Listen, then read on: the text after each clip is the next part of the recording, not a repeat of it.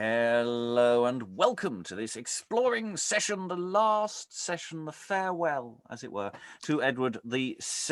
We're going from in the listing that we've got here, Act 4, Scene 5, a relatively common way of breaking it up, but other versions are available.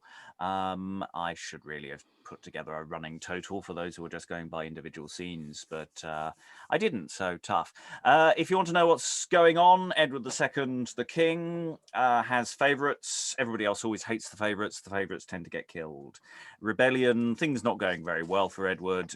Things starting to go reasonably well for the various people who are against him. Mortimer, his wife Isabella, and also to a degree his own son. So it's all going not too well for Edward II as we hurtle through Act 4 and towards the end of the play. Reading this text today, we have this full room of readers and commentators. So reading Edward II himself today is... Hello, I'm Emma Kemp. I'm an actor and I live in London.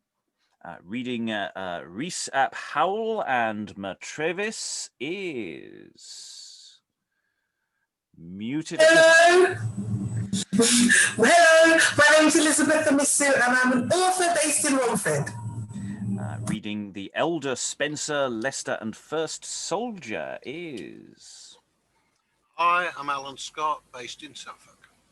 Reading Prince Edward, the son of Edward II, and later to be King Edward III, no spoilers really there, as well as Mower and Gurney is... Hi, I'm Eric, and I actually had to write those down because I'm going to forget it in about 2 minutes. Excellent. It's a good system. Writing is generally being considered quite a good way of communicating information over time.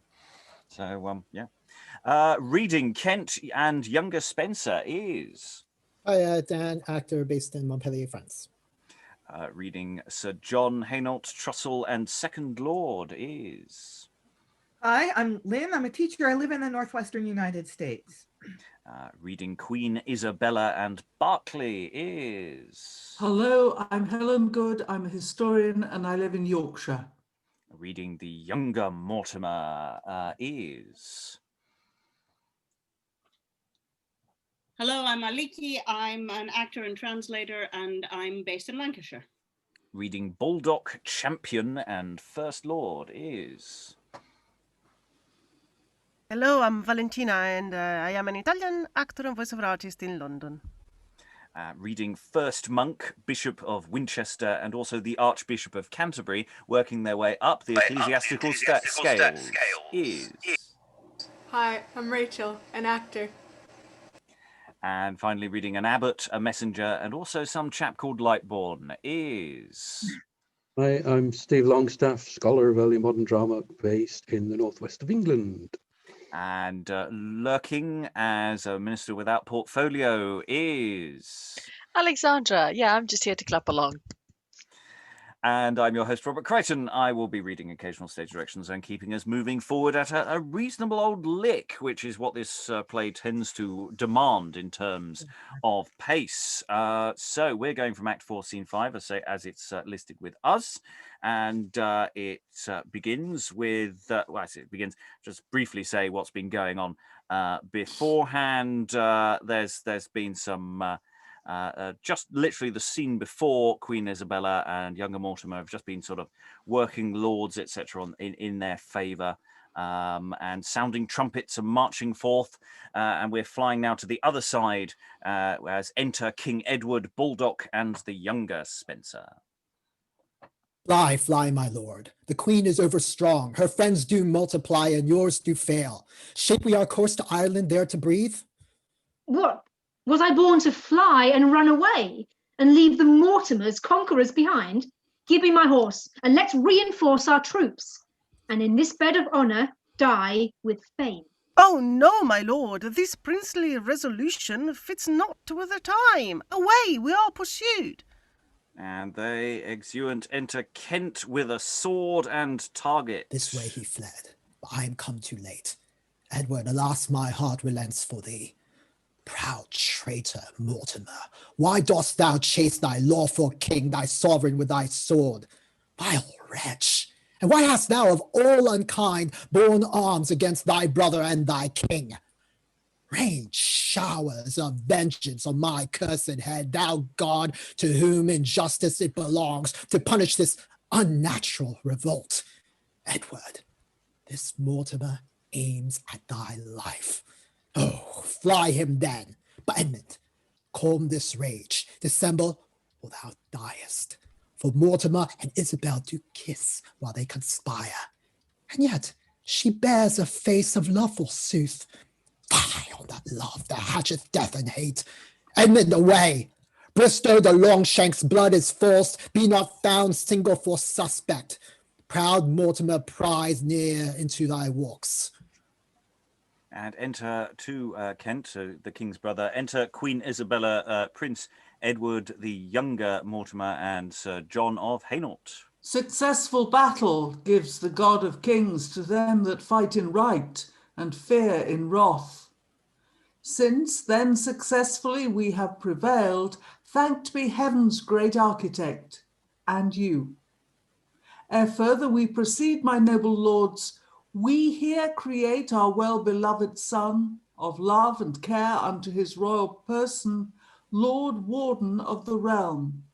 And sith the fates have made his father so infortunate, deal you, my lords, in this, my loving lords, as to your wisdom's fittest seems in all. Madam, without offence, if I may ask, how will you deal with Edward in his fall? Tell me, good uncle, what Edward do you mean? Nephew, your father. I dare not call him king. My lord of Kent, what needs these questions? 'Tis not in her controlment nor in ours, but as the realm and parliament shall please, so shall your brother be disposed of. I like not this relenting mood in Edmund. Madam, 'tis good to look to him betimes. My lord, the Mayor of Bristow knows our mind. Yea, madam, and they escaped not easily that fled the field. Baldock is with the king. A goodly chancellor, is he not, my lord? So are the Spensers, the father and the son. This Edward is the ruin of the realm. And enter Rhys ap Howel with the elder Spenser, prisoner and attendants. Save Queen Isabel and her princely son. Madam, the mayor and citizens of Bristow, in sign of love and duty to this presence, present by me this traitor to the state, Spenser, the father to that wanton Spenser, that like the lawless Catiline of Rome, revelled in England's wealth and treasury. We thank you all. Your loving care in this deserveth princely favours and rewards. But where's the king and the other Spenser fled? Spenser the son, created Earl of Gloucester, is with that smooth-tongued scholar Baldock gone, and shipped but late for Ireland with the king. Some whirlwind fetch them back, or sink them all. They shall be started thence, I doubt it not. Shall I not see the king my father yet? Edward chased from England's bounds. Madam, what resteth? Why stand you in a muse? I rue my lord's ill fortune, but alas, care of my country called me to this war. Madam, have done with care and sad complaint. Your king hath wronged your country and himself, and we must seek to right it as we may. Meanwhile, have hence this rebel to the block. Rebel is he that fights against the prince. So fought they not that fought in Edward's right. Take him away, he prates. Exeunt attendance with the elder Spenser. You, Rhys ap Howel, shall do good service to her majesty, being of countenance in your country here, to follow these rebellious runagates. We, meanwhile, madam, must take advice, how Baldock, Spenser, and their accomplices may in their fall be followed to their end. And they exit. So interesting things I want to note here. I don't necessarily want to pause here too long unless people have things they want to say in the room.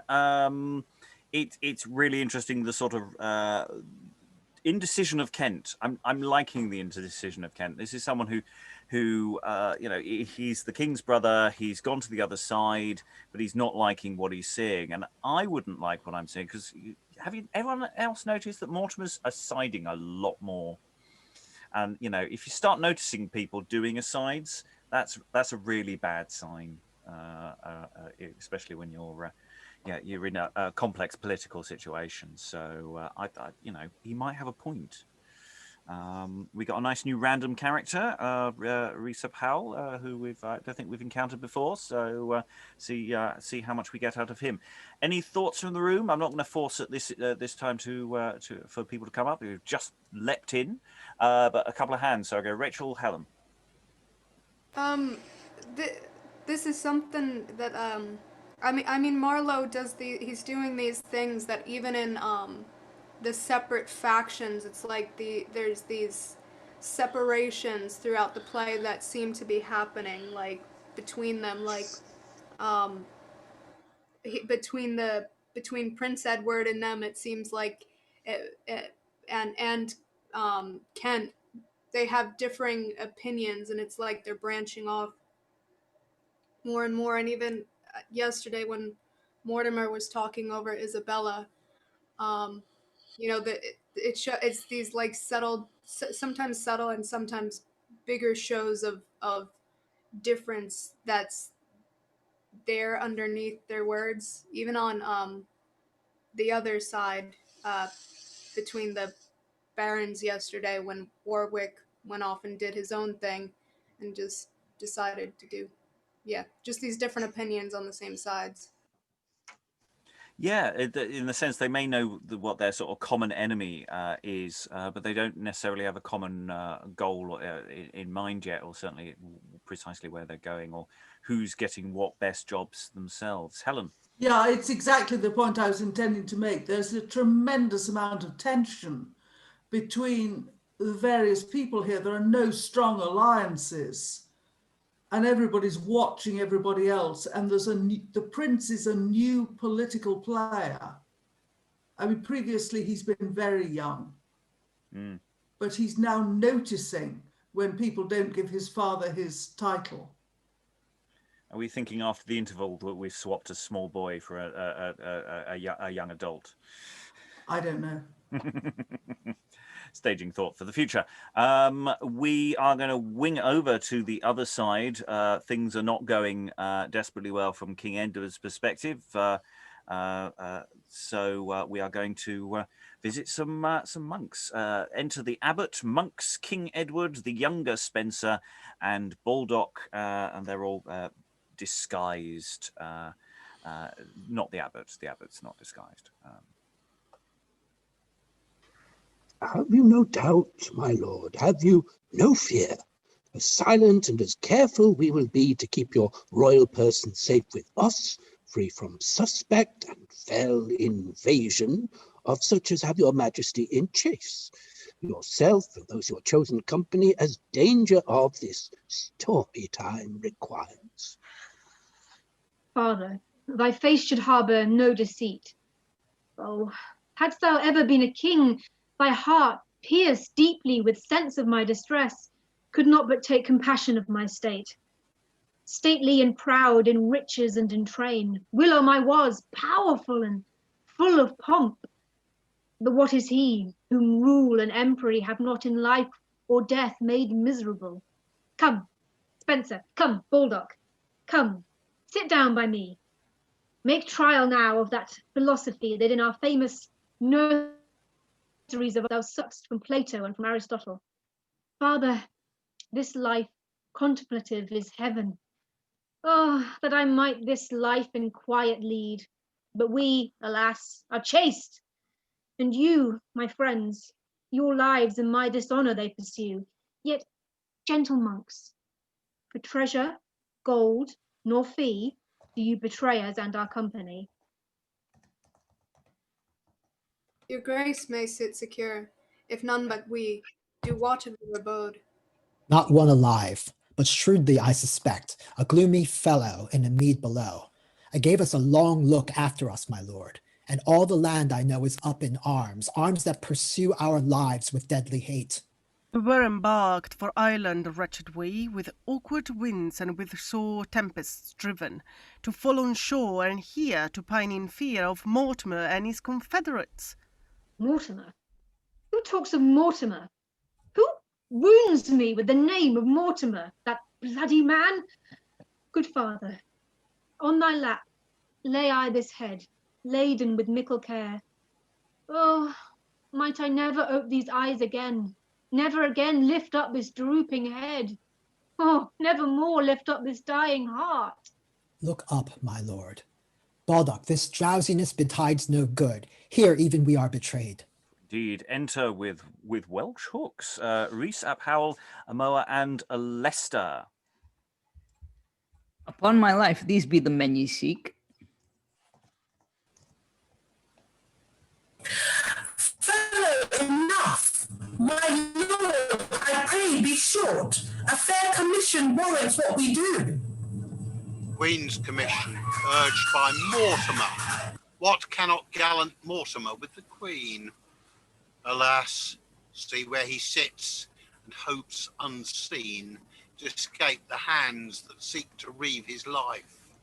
Too true it is, quem dies vindit verien superbum, hunc dies vidit fugent jacentium. But Leicester, leave to grow so passionate. Spenser and Baldock, by no other names, I arrest you of high treason here. Stand not on titles, but obey the arrest. 'Tis in the name of Isabel the Queen. My lord, why droop you thus? O day, the last of all my bliss on earth, centre of all misfortune, all my stars. Why do you lower unkindly on a king? Comes Leicester then, in Isabella's name, to take my life, my company from me? Here, man, rip up this panting breast of mine and take my heart in rescue of my friends.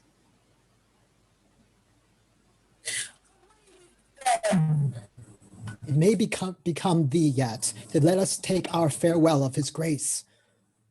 Heart with pity yearns to see this sight, a king to bear these words and proud commands. Spenser, oh, sweet Spenser, thus, then, must we part? We must, my lord, so will the angry heavens. Nay, so will hell and cruel Mortimer. The gentle heavens have naught to do in this. My lord, it is in vain to grieve or storm. Here humbly of your grace we take our leaves.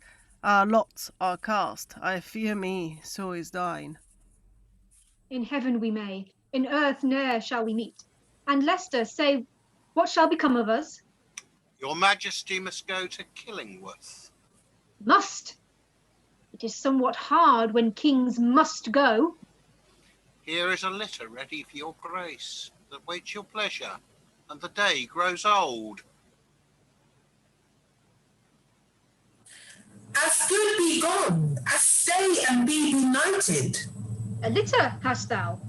Lay me in a hearse, and to the gates of hell convey me hence. Let Pluto's bells ring out my fatal knell, and hags howl for my death at Charon's shore. For friends hath Edward none but these, and these must die under a tyrant's sword. My lord, be going, care not for these, for we shall see them shorter by the heads. Well, that shall be. Part we must. Sweet Spenser, gentle Baldock, part we must. Hence, feigned weeds, unfeigned are my woes. And throws off his disguise. Father, farewell. Leicester, thou stayest for me, and go I must. Life, farewell with my friends. Exeunt King Edward and Leicester. Is he gone? Is noble Edward gone? Parted from hence never to see us more? Rend, sphere of heaven and fire, forsake thy orb. Earth, melt to air. Gone is my sovereign, gone. alas, never to make return. Spenser, I see our souls are fleeting hence. We are deprived of the sunshine of our life. Make for a new life, men. Throw up thy eyes, and heart, and hand to heaven's immortal throne. Pay nature's debt with cheerful countenance. Reduce we all our lessons unto this. To die, sweet Spenser, therefore live we all. Spenser, all live to die, and rise to fall.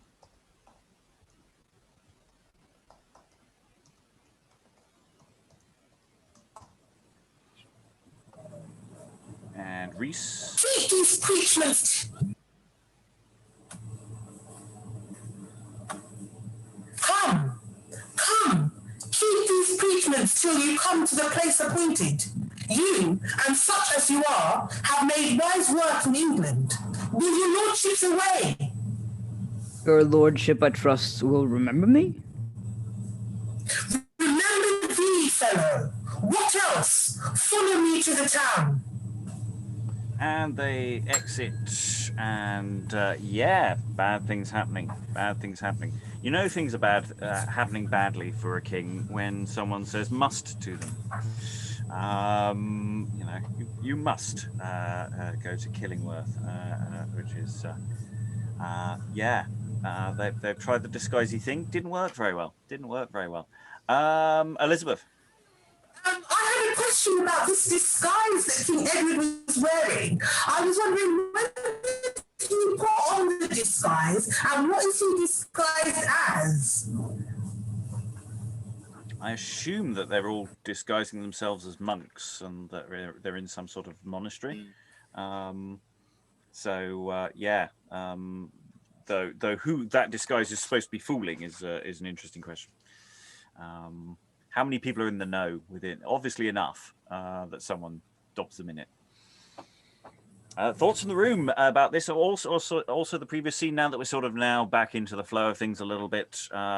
Sense of the two sides. The one side is very much on the run, and the other side is slightly broken up. Thoughts in the room.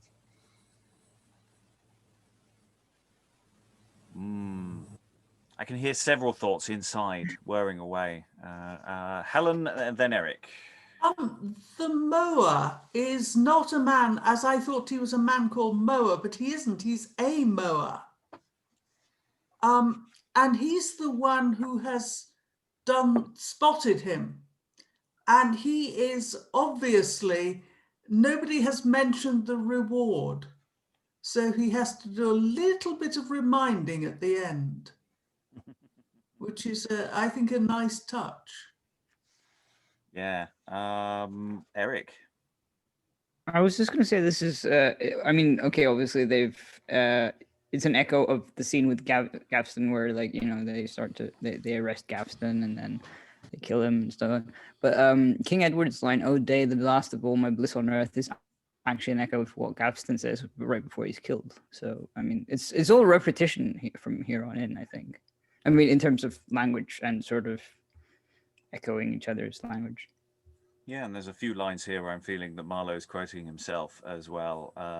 One or two lines popping in there. But yeah, I really like the idea that everyone keeps quoting Gaveston. We had Spenser, the younger Spenser, semi-quoting Gaveston earlier, and it's like we just can't get away from Gaveston, even when he's dead. His legacy lingers on. Rachael. I think part of this is I think Marlowe's been doing this thing where it's not just these two sides against each other. It's also that King Edward has his public position, his political position, but he also has a personal life. I think this is a moment where his personal life and his political position intersect. If that makes sense, that like that's why he's quoting Gaveston. I think they're coming for him because he did want like him saying that he wishes he really was a monk. I think he does not feel that there was a real connectivity between what he wanted in his personal life and what his political life would allow him to have. Other thoughts in the room, Lynn? Yeah, I find that Edward's lines in the beginning of this scene about, oh, let's sit down and talk about philosophy and the contemplative life, and I find actually this scene really unpersuasive. That this doesn't seem to be the character of Edward that we saw earlier, who just wanted to play around with Gaveston and ignore matters of state and then just sort of give the finger to his nobles. And now he's like, oh, I'm a philosopher, I'm a monk. So I think in performance that we're gonna have to work really hard to sell this, because it just seems to go against the grain of the person that Edward was earlier in the story. That's my response to it. Well, unless it's partly a performative front for the abbot as well, look, yes, we really would like to. If only we weren't being chased, we would love to stay here and actually do this properly. Aliki, then Eric. I think you could make it work as an actor by thinking of it as somebody who doesn't know how to not be a king, who to be, how to be, if he's not with his favorite in his court. That works for me. Eric? I had interpreted it differently, as in like sort of Gaveston and Spenser and basically all his favorites are his basically favorite mean of escape, and now he's just shifting to a different means of escape, which is basically philosophy and sort of pretending that he's actually interested in all that stuff. I don't know if that's a possible interpretation. Okay, I'm going to force the pace a little bit more. We're going into what we're calling Act 5, Scene 1, and we're going to have changed location somewhat, and we see the king once again is going to return. So we had a little bit of a coda at the end of that last scene to make sure that King Edward had enough time to get off stage and then realistically come back on again in a moment. So enter King Edward, Leicester, the Bishop of Winchester, and Trussel. Be patient, good my lord, cease to lament. Imagine Killingworth Castle were your court, and that you lay for pleasure here a space, not of compulsion or necessity. Leicester, if gentle words might comfort me, thy speeches long ago had eased my sorrows. For kind and loving hast thou always been.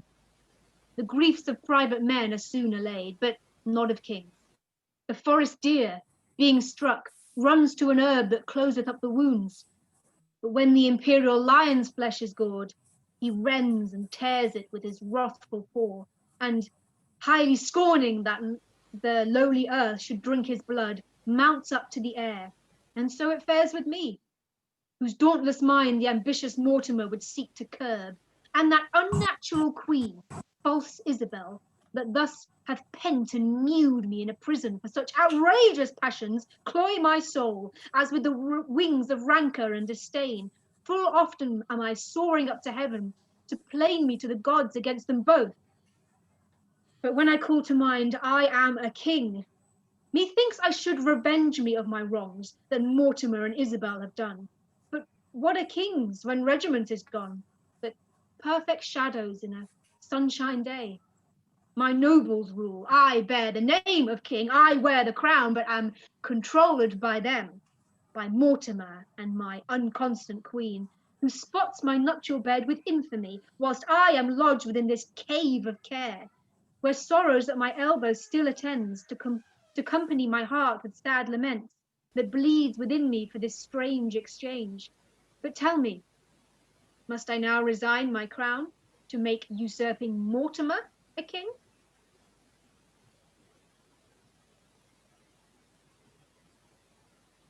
Your grace mistakes. It is for England's good. And Princely Edward's right. We crave the crown. No, 'tis for Mortimer, not Edward's head, for he's a lamb, encompassed by wolves, which in a moment will abridge his life. But if proud Mortimer do wear this crown, heaven turn it to a blaze of quenchless fire, pour, like the snaky wreath of Tisphon, ingirt the temples of his hateful head. So shall not England's vine be perished, but Edward's name survive, though Edward dies. My lord, why waste you thus the time away? They stay your answer. Will you yield your crown? Oh, Leicester, weigh how hardly I can brook to lose my crown and kingdom without cause, to give ambitious Mortimer my right, that like a mountain overwhelms my bliss, in which extreme my mind here murdered is. But that the heavens appoint I must obey. Here, take my crown, the life of Edward too. Taking off his crown. 2 kings in England cannot reign at once. But stay a while, let me be king till night, that I may gaze upon this glittering crown. So shall my eyes receive their last content, my head the latest honour due to it, and jointly both yield up their wished right. Continue ever, thou celestial sun, let never silent night possess this clime. Stand still, you watchers of the element, all times and seasons rest you at a stay, that Edmund may be still fair England's king. But day's bright beams doth vanish fast away, and needs I must resign my wished crown. Inhuman creatures, nursed with tiger's milk, why gape you for your sovereign's overthrow? My diadem, I mean, and guiltless life. See, monsters, see, I'll wear my crown again. And he puts his crown back on again. What? Fear you not the fury of your king? But, hapless Edward, thou art fondly led. They pass not for thy frowns as late they did, but seek to make a new elected king, which fills my mind with strange despairing thoughts, which thoughts are martyred with endless torments. And in this torment comfort find I none, but that I feel the crown upon my head. And therefore, let me wear it yet a while. My lord, the Parliament must have present news, and therefore say, will you resign or no? The king rageth. I'll not resign, but whilst I live, be king. Traitors, be gone and join you with Mortimer. Elect, conspire, install, do what you will. Their blood and yours shall seal these treacheries. This answer will return, and so farewell. And goes with Trussel to off stage. Call them again, my lord, and speak them fair. For if they go, the prince shall lose his right. Call thou them back. I have no power to speak. My lord, the king is willing to resign. If he be not, let him choose. Oh, would I might! But heavens and earth conspire to make me miserable. Here, receive my crown. Receive it? No. These innocent hands of mine shall not be guilty of so foul a crime. He of you all that most desires my blood and will be called the murderer of a king, take it. What? Are you moved? Pity you me? Then send for unrelenting Mortimer and Isabel, whose eyes being turned to steel will sooner sparkle fire than shed a tear.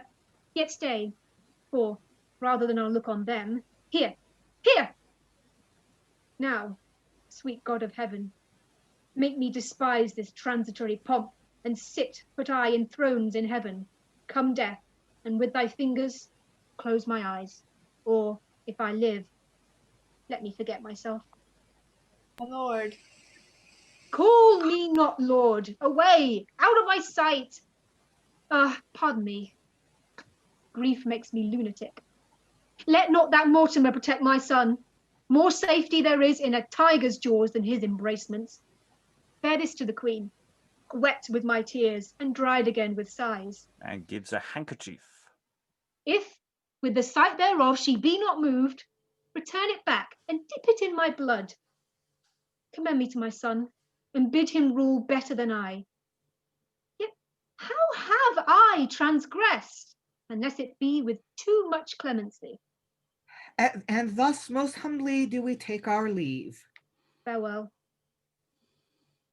Exeunt the Bishop of Winchester and Trussel with the crown.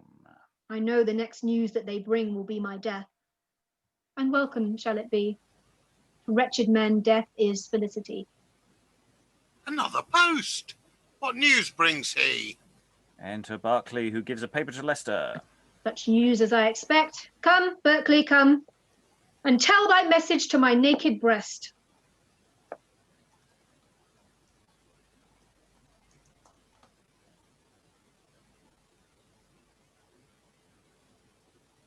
Oh, my lord, think not. I'm sorry. My lord, think not a thought so villainous can harbour in a man of noble birth, to do your highness service and devoir, and save you from your foes. Berkeley would die. My lord, the council of the Queen command that I resign my charge. And who must keep me now? Must you, my lord? I, my most gracious lord, 'tis so decreed. By Mortimer, whose name is written here. Well may I rent his name that rends my heart. And tears the letter. This poor revenge has something eased my mind. So may his limbs be torn as is this paper. Hear me, immortal Jove, and grant it too. Your grace must hence with me to Berkeley straight. Whither you will. All places are alike, and every earth is fit for burial. Favour him, my lord, as much as lieth in you. Even so betide my soul, as I use him. Mine enemy hath pitied my estate, and that's the cause that I am now removed. And thinks your grace that Berkeley will be cruel? I know not, but of this am I assured, that death ends all, and I can die but once. Leicester, farewell. Not yet, my lord. I'll bear you on your way. And they exit. It's I mean,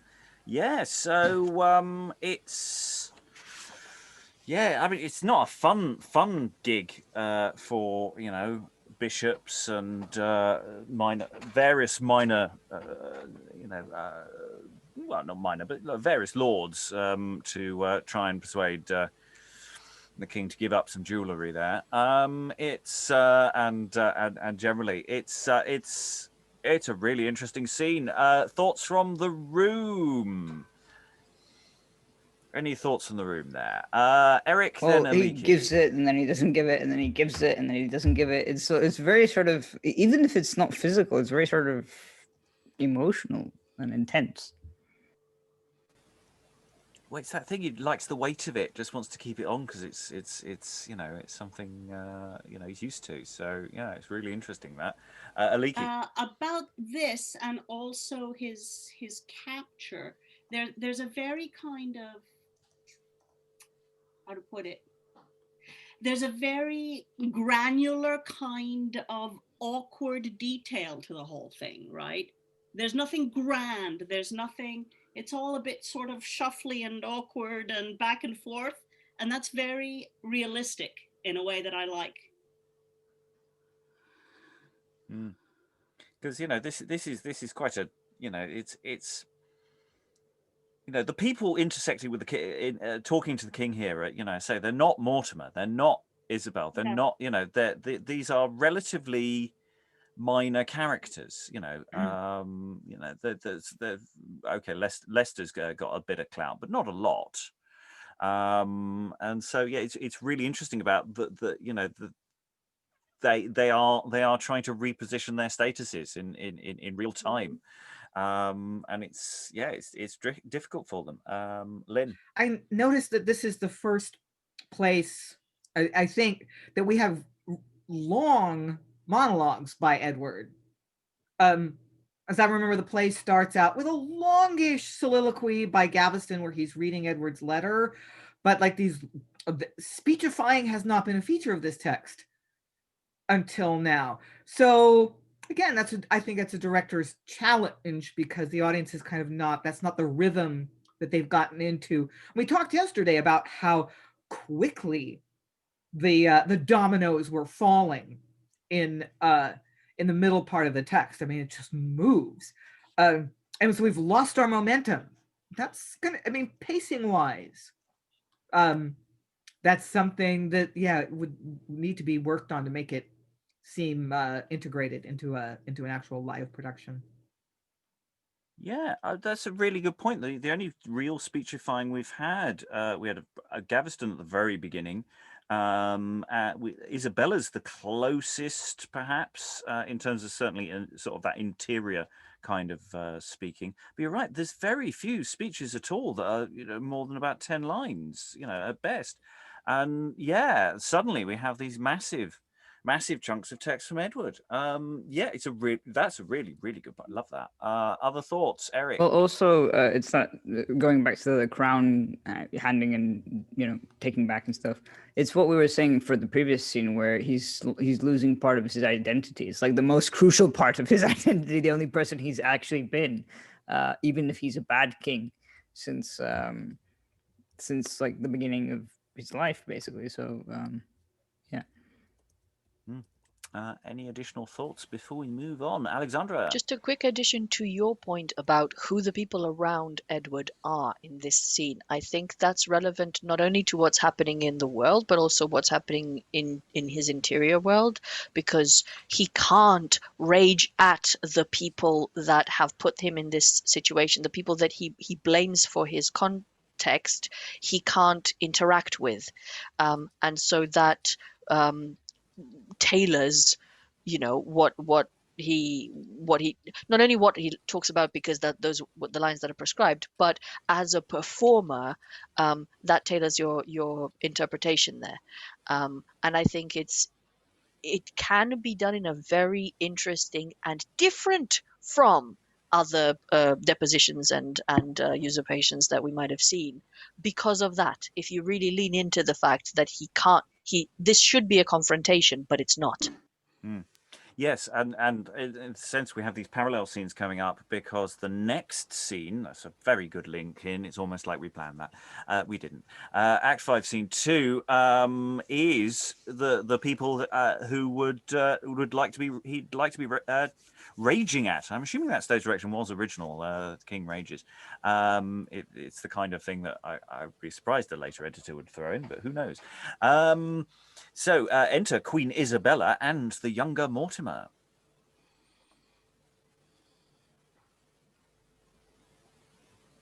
Fair Isabel, now have we our desire. The proud corrupters of the light-brained king have done their homage to the lofty gallows, and he himself lies in captivity. Be ruled by me, and we will rule the realm. In any case, take heed of childish fear, for now we hold an old wolf by the ears that, if he slip, will seize upon us both, and gripe the sorer, being griped himself. Think, therefore, madam, that imports us much to erect your son with all the speed we may, and that I be protector over him for our behoof. 'Twill bear the greater sway, when as a king's name shall be under writ.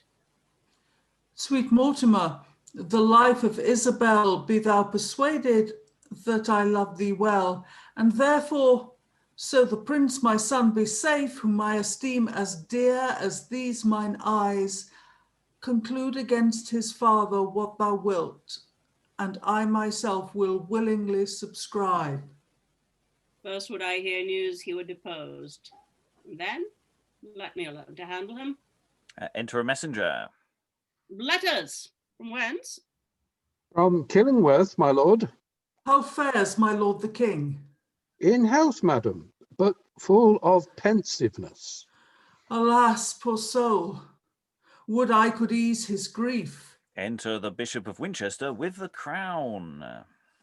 Thanks, gentle Winchester. Sirrah, begone. And exit messenger.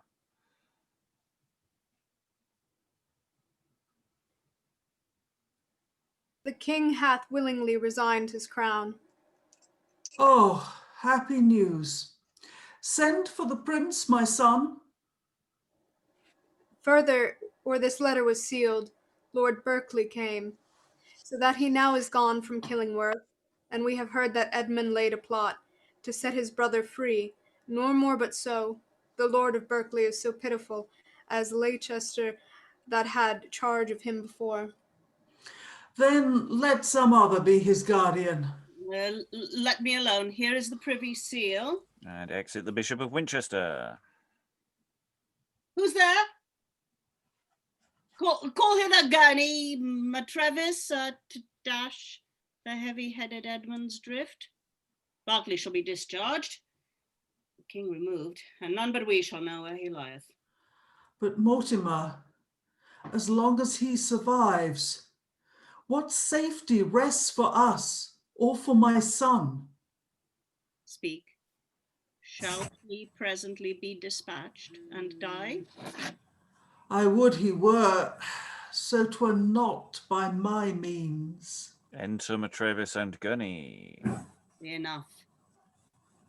Matrevis, write a letter presently unto the Lord of Berkeley from ourselves, that he resign the king to thee and Gurney, and when 'tis done, we will subscribe our name.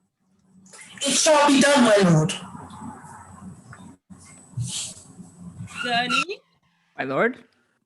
as thou intends to rise by Mortimer, who now makes fortune's wheel turn as he please, seek all the means thou canst to make him droop, and neither give him kind word nor good look. I warrant you, my lord. And this above the rest, because we hear that Edmund casts to work his liberty, remove him still from place to place by night, till at the last he come to Killingworth, and then from thence to Berkeley back again, and, by the way, to make him fret, the more speak cursedly to him. And in any case, let no man comfort him. If he chance to weep, but amplify his grief. Fear not, my lord. We'll do as you command. So now, away, post hitherwards amain. Whither goes this letter to my lord the king? Commend me humbly to his majesty, and tell him that I labour all in vain to ease his grief and work his liberty. And bear him this, as witness of my love. And gives a ring. I will, madam. And exit Matrevis with Gurney. Assembled. Do so still, sweet queen. Here comes the young prince with the Earl of Kent. Something he whispers in his childish ears. If he have such access to the prince, our plots and stratagems will soon be dashed. Use Edmund friendly, as if all were well. And though they saw them coming, enter Prince Edward and Kent talking with How him. fares my honourable lord of Kent? In health, sweet Mortimer. How fares your grace? Well, if my lord your brother were enlarged. I hear of late he hath deposed himself. The more my grief. And mine. They do dissemble. Sweet son, come hither. I must talk with thee. You, being his uncle and the next of blood, do look to be protector o' the prince? Oh, not I, my lord. Who should protect the son but she that gave him life? I mean the queen. Mother, persuade me not to wear the crown. Let him be king. I am too young to reign. But be content, seeing 'tis his highness' pleasure.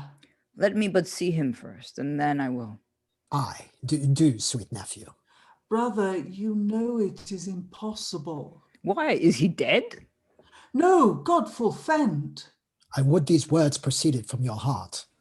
Inconstant Edmund, dost thou favour him that wast a cause of his imprisonment? The more cause now have I to make amends.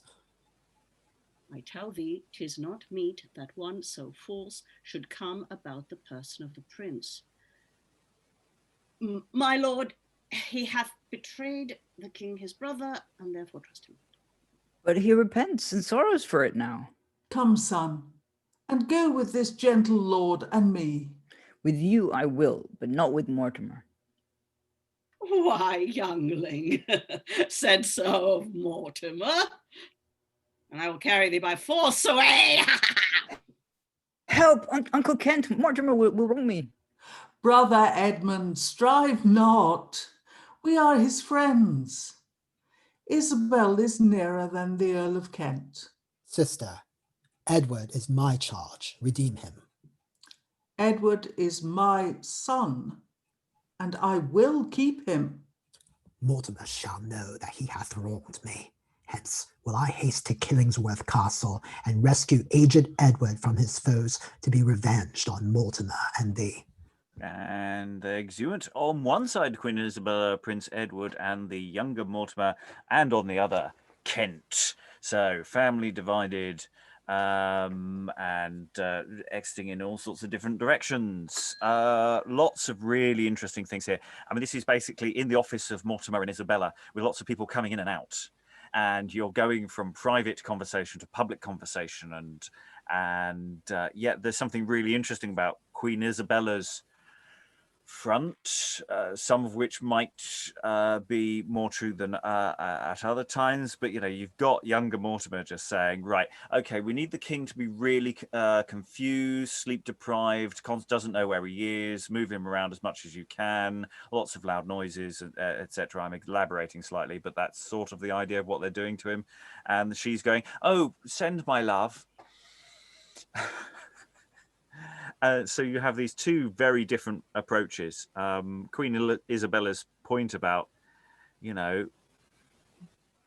it's about making sure that her son is safe, that the line is safe, that she is safe to a degree. So we kind of have to kill the king, but can we make sure somebody else does it? Plausible deniability is really needed here. So there's lots of really interesting things going on in this scene that I'm finding absolutely fascinating, because it's got so many moving parts, people flying in and out. It's got a fair amount of movement again. No long speechifying here. Thoughts from the room? I've been talking too long again. Rachael, then Lynn. I feel they all want to be king, and part of the thing you just said with Isabella, if it's not by her hand, she could plead, you know, innocent later. She could say, I was a hostage and my son was a hostage. And, you know, if she's got the most control over him, she's got her, she's getting a promotion from queen to king, you know, or guardian over him with the right to say whatever she wants, which she hasn't had in the past. And I mean, yeah, they're all fighting for that crown. Yeah, and it's interesting. This is a point where actually Isabella does seem to have some level of control and power, actually, for possibly the first time in the play, where maybe not an absolute in her own right, but so long as she keeps hold of that child, she has a bargaining chip in the way that she didn't have earlier. So that's quite interesting as a shift there. Lynn. Yes, I was going to say, I think Isabella, I've decided, has the most interesting character journey in this play.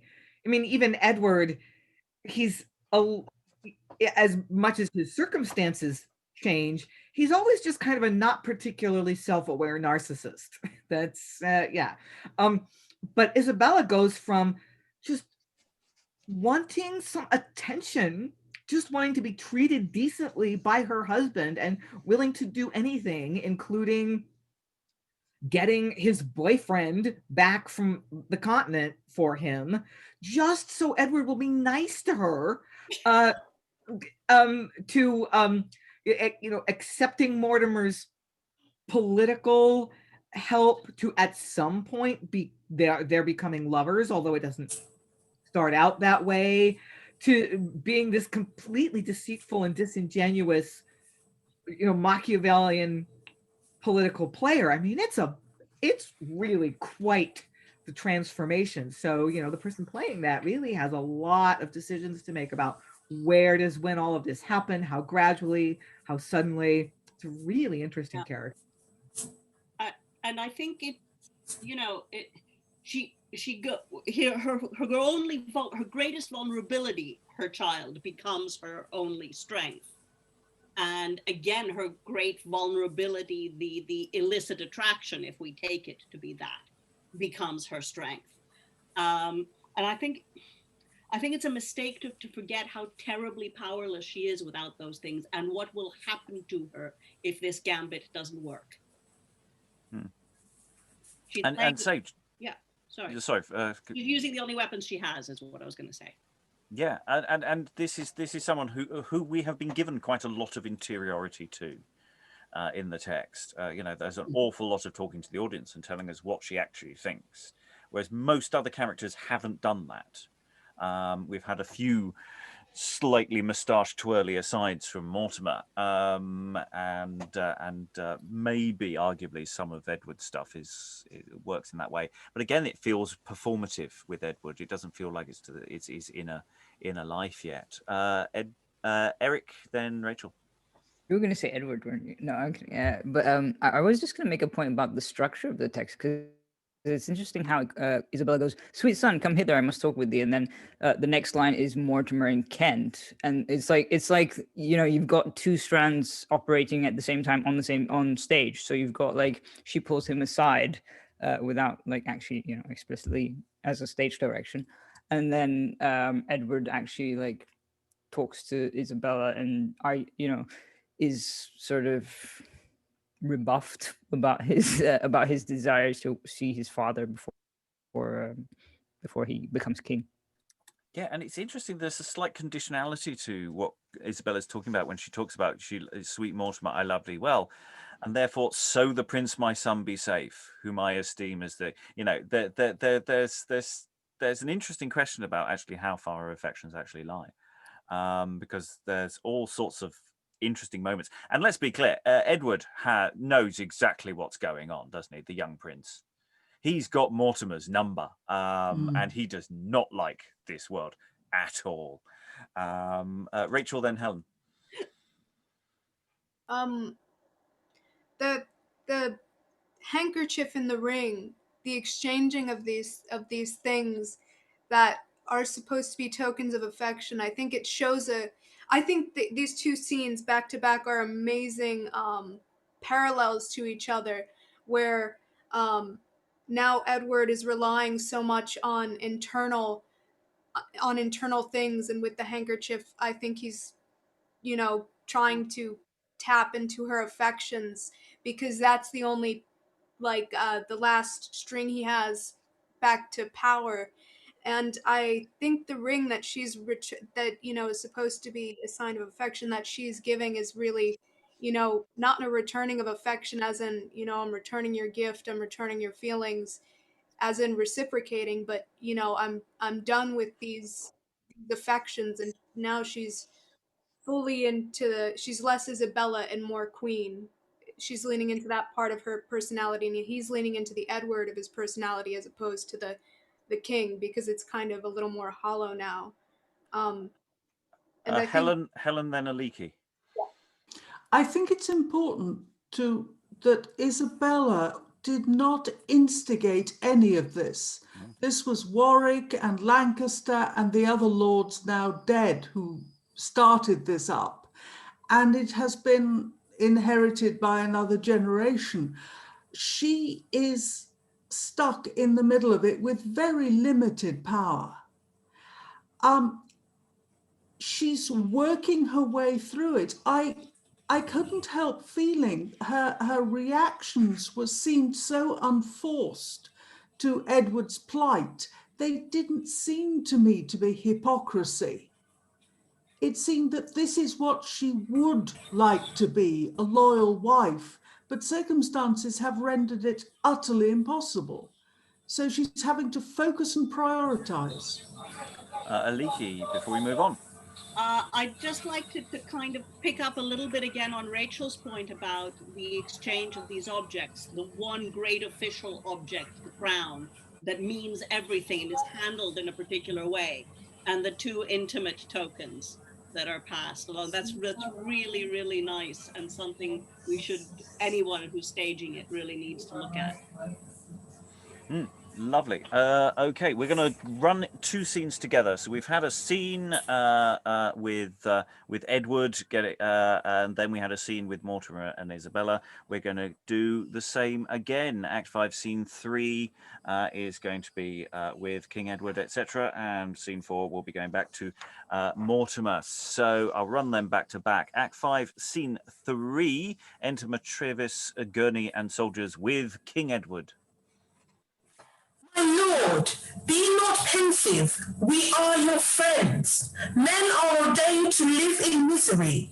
Therefore come, dalliance dangerous our lives. Whither must unhappy Edward go? Will hateful Mortimer appoint no rest? Must I be vexed like the nightly bird whose sight is loathsome to all winged fowls? When will the fury of his mind assuage? When will his heart be satisfied with blood? If mine will serve, unbow straight this breast and give my heart to Isabel and him. It is the chiefest mark they level at. Not so, my liege. The queen hath given this charge to keep your grace in safety. Your passions made your dolours to increase. This usage makes my misery increase. But I continue, all my senses are annoyed with stench. Within a where I am starved for want of sustenance, my daily diet is heartbreaking sobs that almost rent the closet of my heart.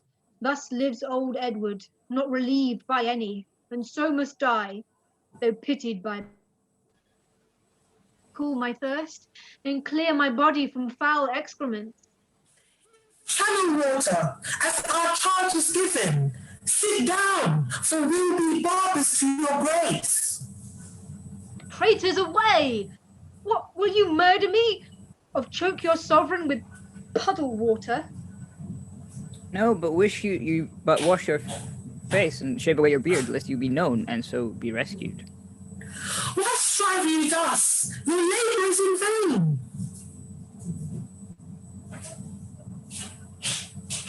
The wren may strive against the lion's strength, but all in vain. So vainly do I strive to seek the mercy at a tyrant's hand. And they wash him with puddle water and shave his beard away. Immortal powers that know the painful cares that wait upon my poor distressed soul. Oh, level all your looks upon these daring men that wrong their liege and sovereign, England's king. Oh, Gaveston, it is for thee that I am wronged. For me, both thou and both the Spensers died. And for your sakes 1,000 wrongs I'll take.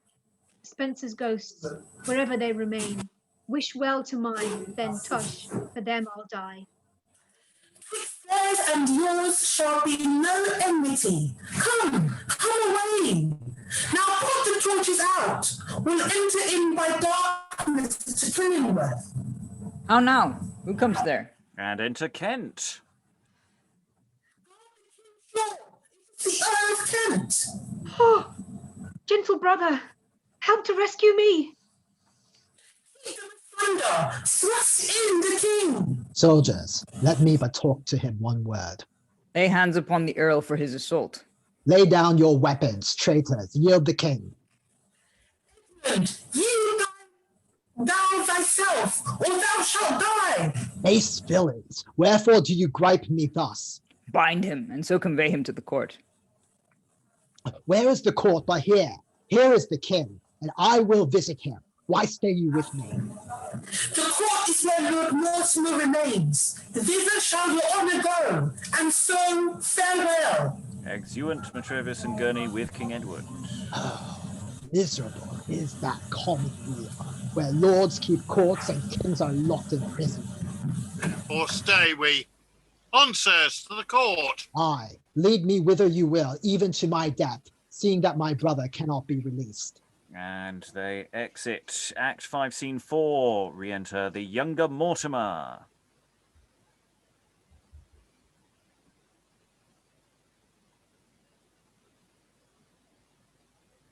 The king must die, or Mortimer goes down. The commons now begin to pity him.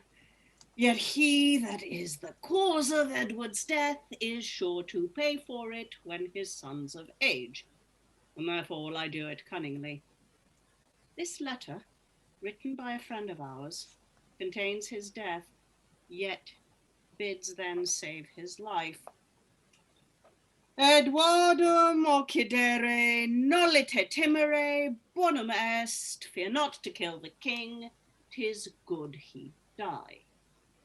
But read it thus, and that's another sense. Edwardum occidere nolite timere bonum est. You're not the king, 'tis good to fear the worst. appointed as it is, thus shall it go. That being dead, if it chance to be found, Matrevis and the rest may bear the blame, and we be quit that caused it to be done. Within this room is locked the messenger that shall convey it and perform the rest, and by a secret token that he bears shall he be murdered when the deed is done. Lightborn, come forth. Enter Lightborn. Art thou so resolute as thou wast?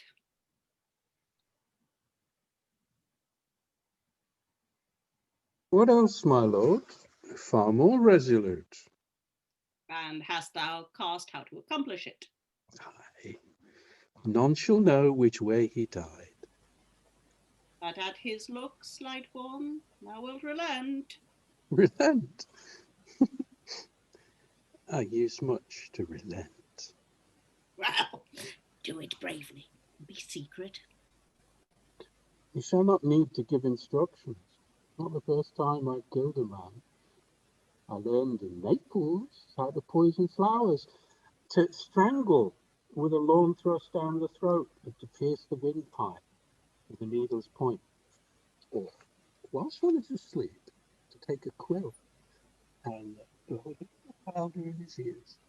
Or open his mouth, pour quicksilver down. But yet I have a braver way than these. What's that? Nay, you should pardon me. None shall know my tricks. I care not how it is, so it be not spied. Deliver this to Gurney and Matrevis. At every 10 mile, thou hast a horse. Take this, and never see me more. No. No, unless thou bring me news of Edward's death. What will I quickly do? Farewell, my lord. And exit Lightborn. The prince, I rule. The queen, do I command, and with a lowly conge to the ground, the proudest lords salute me as I pass. I seal, I counsel, I do what I will. Feared, am I more than loved? Let me be feared. And when I frown, make all the court look pale. I view the prince with Aristarchus' eyes, whose looks were as breaching to a boy. They thrust upon me the protectorship and sue to me for that I desire.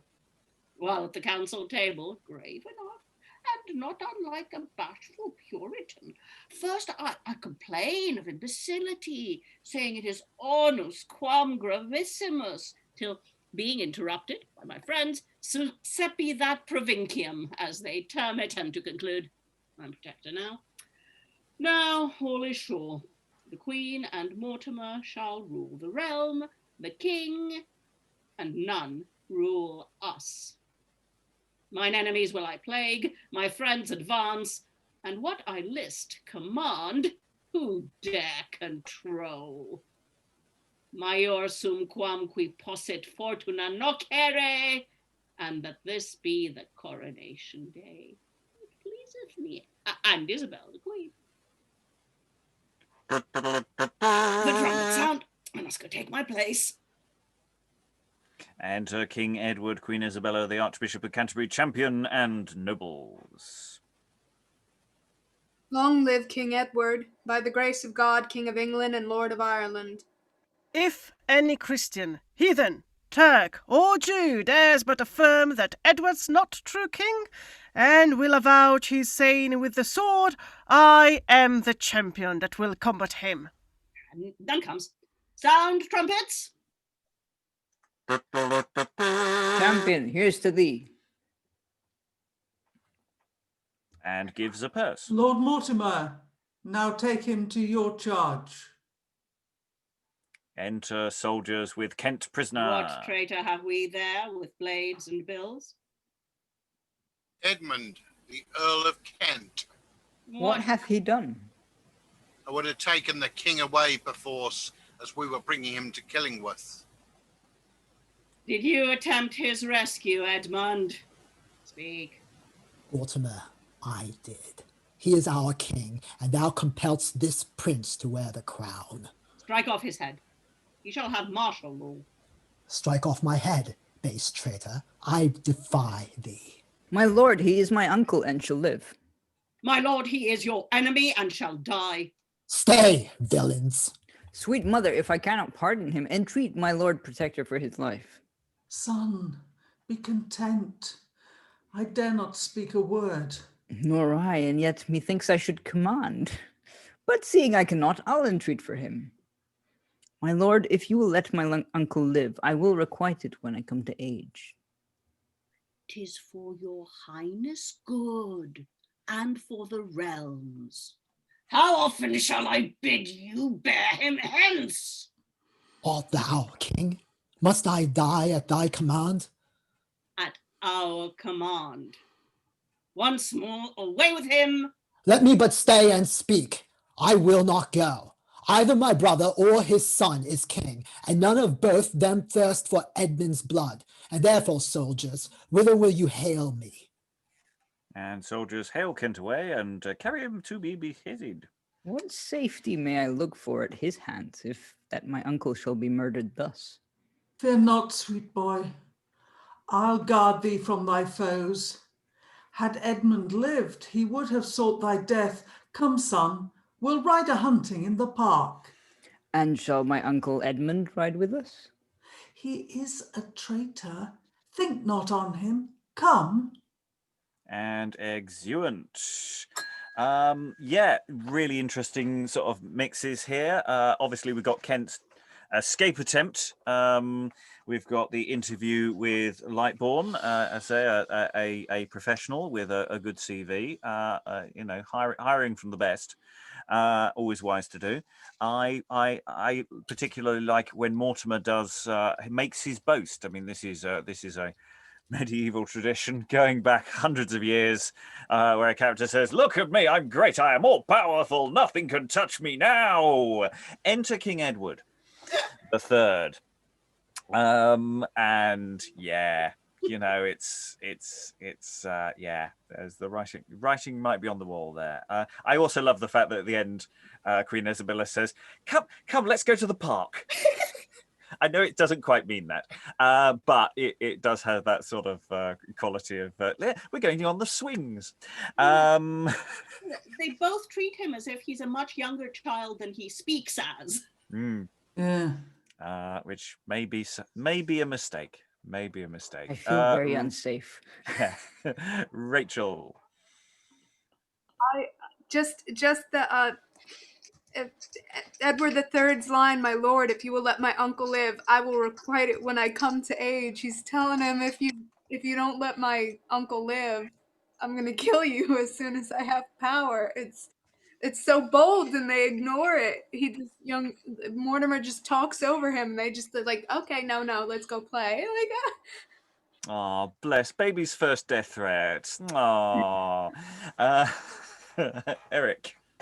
I was going to say that line, basically Mortimer's response reminded me of the play we were doing yesterday, where I think it was, with, Common Conditions, where one of the characters is like, "Yes, I'll be your father, and I know what you want before you even know what you want." It's kind of very sort of that thing of, yes, it doesn't matter what you want. I know what is best, kind of, for your protection.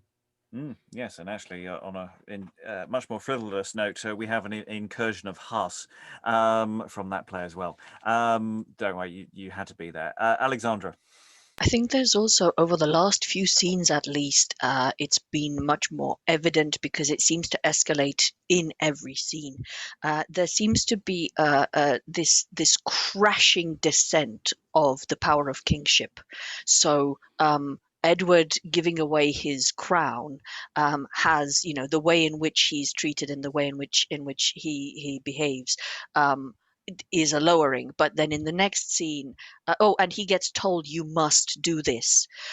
In the next scene, you have the young king being physically moved around being ordered around and then physically moved around by the people in charge. We then have in the last scene the former king, having his face washed with sewer water. And in this one, again, it's the new king being not just spoken over, but or ignored, but actually put in a position where he's too scared to speak. That line exchange where Isabella says, "Son, be content, I dare not speak a word," and King Edward says, "Nor I, and yet methinks I should command."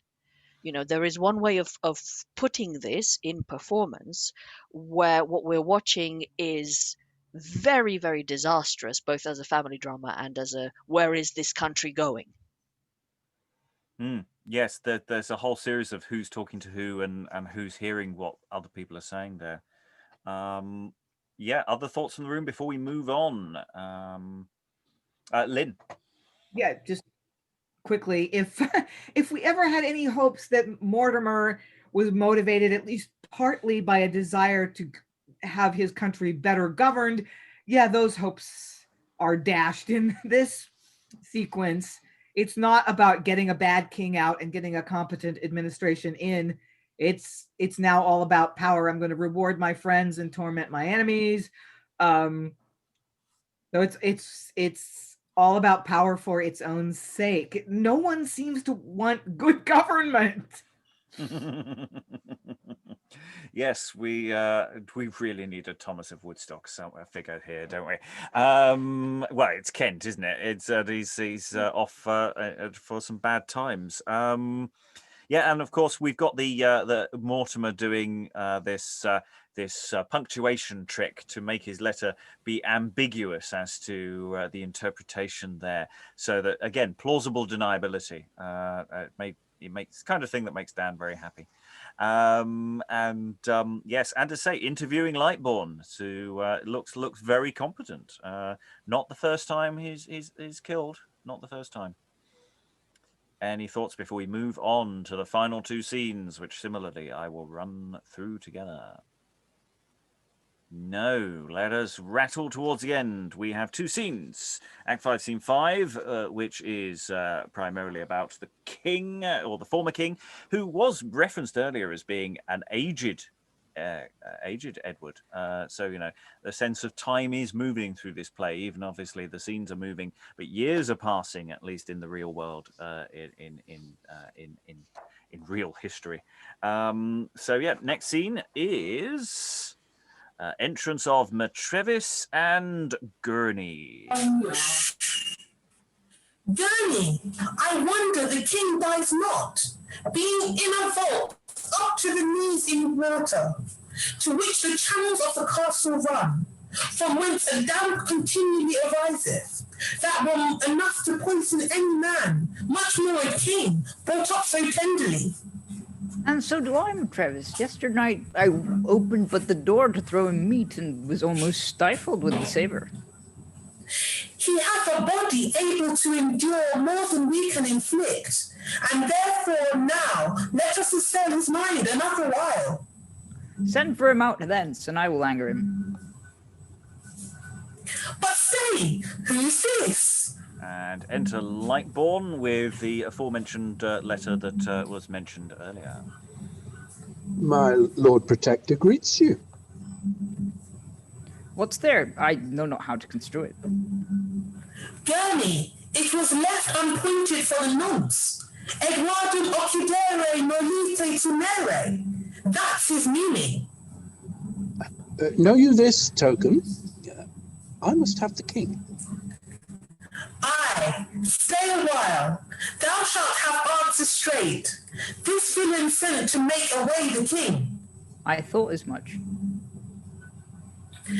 And when the murder's done, see how he must be handled for his labour. Periat iste. Let him have the king. What else? Here is the keys. This is the lake. Do as you are commanded by my lord. I know what to do. Get you away. Yet, be not far off. I shall need your help. See that in the next room I should have a fire, and get me a bit and let it be red hot. Very well. Need you anything else besides? What else? A table and a feather bed. That's all? No. So, when I call you, bring it in. Fear not thou that. Here's a light to go into the dungeon. And gives a light to Lightborn, and then exit with Matrevis. Now, must I about this gear? Now, is there any so finely handled as this? Oh, it's a place indeed, nor my heart. Who's there? What light is that? Wherefore comest thou? To comfort you and bring you joyful news.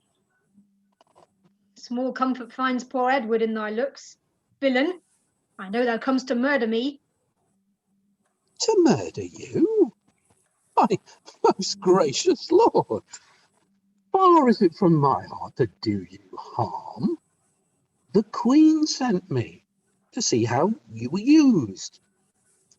She relents at this your misery.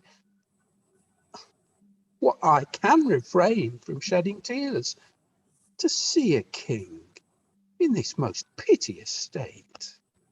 Weepst thou already? List a while to me, and then thy heart, were it as Gurney's is, or as Matrevis, hewn from the Caucasus, yet will it melt ere I have done my tale. This dungeon where they keep me is the sink wherein the filth of all the castle falls. Oh, villains! And there, in mire and puddle, have I stood this 10 days' space, and, lest that I should sleep, one plays continually upon a drum. They give me bread and water, being a king, so that, for want of sleep and sustenance, my mind's distempered and my body's numbed, and whether I have limbs or no, I know not. Oh, would my blood dropped out from every vein, as doth this water from my tattered robes. Tell Isabel the Queen I look not thus, when for her sake I ran at tilt in France, and there unhorsed the Duke of Clermont. Speak no more, my lord. This breaks my heart. Lie on this bed. Rest yourself a while. These looks of thine can harbour naught but death. I see my tragedy written in thy brows. Yet stay a while, forbear thy bloody hand, and let me see the stroke before it comes, that even then, when I shall lose my life, my mind may be more steadfast on my God. What means your highness to mistrust me thus? What means thou to dissemble with me thus? These hands were never stained with innocent blood, nor shall they now be tainted with a king's. Forgive my thought for having such a thought. One jewel have I left. Receive thou this. Still fear I, and I know not what's the cause, but every joint shakes as I give it thee. Oh, if thou harbourest murder in thy heart, let this gift change thy mind and save thy soul. Know that I am a king. Oh, at that name I feel a hell of grief. Where's my crown? Gone, gone. And do I still remain alive? You are overwatched, my lord. Lie down and rest. But that grief keeps me waking. I should sleep. Not these 10 days have these eyelids closed. Now, as I speak, they fall, and yet with fear open again. Oh, wherefore sittest thou here? You mistrust me. I'll be gone, my lord. No, no, for if thou meanest to murder me, thou wilt return again, and therefore stay.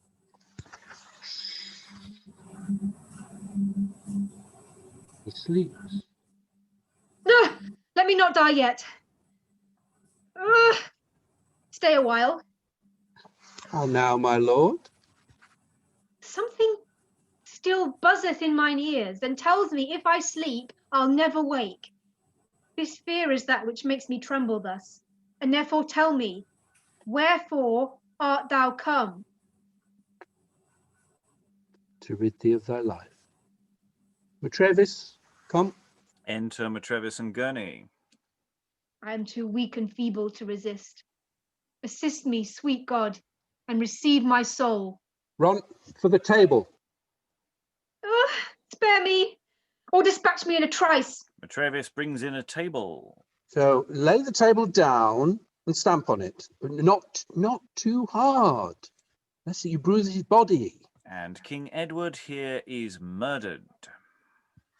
I fear me that this cry will raise the town, and therefore let us take horse and away.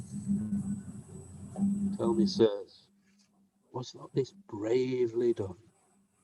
Excellent. Well, take this for thy reward. And stabs Lightborn, who dies. Come, let us cast the body in the moat and bear the kings to Mortimer, our lord. Away! And exeunt with bodies. I wasn't going to pause there, but I think we should discuss the murder itself just very briefly. So we have someone prostrate on a feather bed. They hold him down with a table to crush the life out of him. We also had obviously mentioned earlier a red hot spit. And we can presume, because there is a red hot spit mentioned in passing, that it is used. And the conventional assumption is that it is inserted anally, so that no marks are made on the body. The body is held down by the table onto the feather bed, and that's how he is killed, without any marks being visible externally. There is a lengthy screams there that puts the fear of God into everybody, or at least Matrevis, who references it, and that is potentially how that is staged. But the actual stage direction is simply King Edward is murdered. That's all you actually get. But you do get this bringing in a table element, which does suggest that we should be sponsored by B&Q or some similar manufacturer of tables. Genuinely chilled here, and you're making furniture jokes. Yeah. I've got a whole sketch based on this scene. We do, but is not actually been done on the podcast yet. But one day it will be done with a full live stage, full live audience. Briefly, thoughts on this scene before we move on to the very last scene, Eric. Well, I found it interesting because, I think it was yesterday that we were talking about how Gavston's murder happens off stage, and that's just a beheading, and this one seems to be so much more elaborate and obviously painful, and but it happens on stage, so it's kind of like, what just happened there? Marlowe took a very, very wrong turn somewhere somewhere between I don't know. It just went very, very dark very quickly. Other thoughts or questions about this scene? It's all very cheerful, and it's this interesting nature of what's going on between the way Lightborn and King Edward talk for a lengthy period of time. Emma, then Helen. It's somewhat. Yeah. Oh, sorry. Emma first. No, just briefly. I really enjoyed Stephen's reading of Lightborn. It was very, very sinister. I wonder if he's kind of supposed to take after his name a bit. Lightborn, as if he's very kind of soft, sort of trips around, setting everything up, very calm. Yeah, I do this all the time. It's all good. It's all good. Very, very creepy. It was excellent. Yeah, well, I say is a professional, clearly. Helen probably does about 4 a week. Yeah, that may actually answer. Ooh. That may actually answer what I was going to ask. Is this the only murderer that we've ever had who doesn't have to deal with a small crisis of conscience just before he's doing it? He does it, which is usually assuaged by the thought of the reward.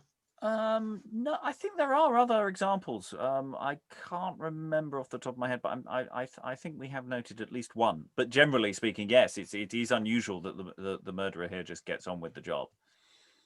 but I don't think it's unique. I think there are others, but I'm not absolutely certain on that. I saw a hand from Stephen earlier, I think, and then Rachael. Yeah, I mean, I just to respond to that point about the choice, really, there are two things in my mind. One is what I was saying yesterday about intimacy. I think it's trying to make the death as intimate as possible. And the other is Monty Python's Life of Brian, if anyone remembers the guy hanging the crucifixes out. Oh, Lord, yes. Yeah. Rachael, then Lynn. Yes. I was just going to say, I think so much of this that has like so much of this play that's struck me is how much compared to other playwrights that Marlowe says without saying it. Like so many other plays are so very wordy, and they're not as much dialogues as long monologues. And I think like how I was saying yesterday that I was surprised that that he doesn't, as a playwright, he doesn't have some of this homophobia and some of these social mores that his contemporaries seem to have. I think, the king always, openly expressing that he loved another man is something that's interesting. And I think it's also, unspoken from the other characters that there is homophobia from them, especially because this is the way that in the play Marlowe chooses to kill him. I think there's some interesting, I think the homophobia is more from the characters, not from the playwright, and that's what struck me, and that he's choosing to show it by the actions that these people have taken against him as kind of like their, as their excuses for trying to take his crown and gain legitimacy. We have to move on, but I do hold on to thoughts. I do particularly like just one little note on it's either Matrevis or Gurney, but they're just the moment and they just go, right, here are the keys, there's the lake. I just like that. It's just this place. It's not just a bit sopping, mate. It's just waterlogged in there. Open sewer that it is. Anyway, we have one scene to go. The king is dead. Long live the king. Act 5, Scene 6. Enter the younger Mortimer and Matrevis.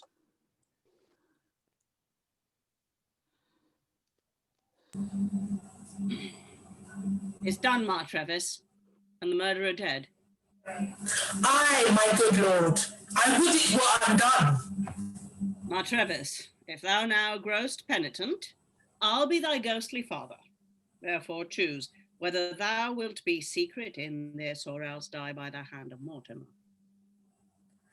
Only my lord is fled, and will, I fear, betray us both. Therefore let me fly.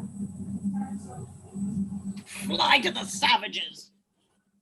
I humbly thank your honour. And exit Matrevis. As for myself, I stand as Jove's huge tree, and others are but shrubs. Compared to me, will tremble at my name, and I fear none. Let's see who dare impeach me for this death. And enter Queen Isabella. Oh, Mortimer, the king, my son, hath news. His father's dead, and we have murdered him. What if he have? The king is yet a child. Aye. But he tears his hair and wrings his hands and vows to be revenged upon us both.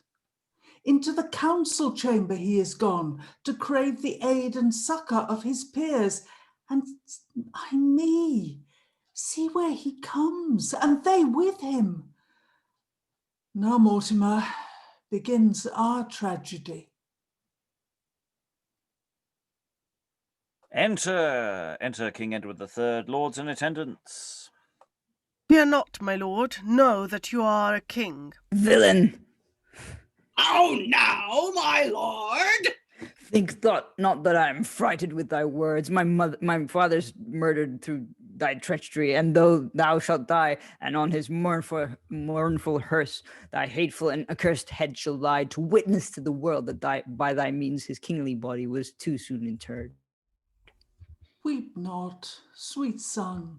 Forbid me not to weep. He was my father, and had you loved him half so well as I, you could not bear his death thus patiently. But you, I fear, conspired with Mortimer. Why speak you not unto my lord the king? Because I think scorn to be accused. Who is the man dare say I murdered him? Traitor, in me my loving father speaks, and plainly saith that 'twas thou that murderest him. But hath your grace no other proof than this? Yes, if this be the hand of Mortimer. And shows the letter. False Gurney hath betrayed me and himself. I feared as much. Murder cannot be hid. It is my hand. What gather you by this? That thither thou didst send a murderer. What murderer? Bring forth the man I sent. Mortimer, thou knowest that he is slain, and so shalt thou be too. Why stays he here?